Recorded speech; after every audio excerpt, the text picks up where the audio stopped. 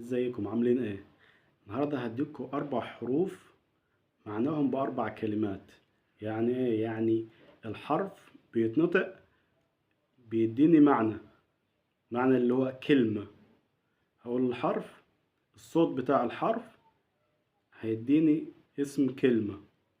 تعالوا ناخدهم مع بعض. I I I اللي هي العين. I C C C اللي هو البحر. C Y Y Y Y لماذا؟ ليه؟ تي تي تي شاي. تي تي تي شاي. طيب معنا حرف كمان خامس. كيو كيو.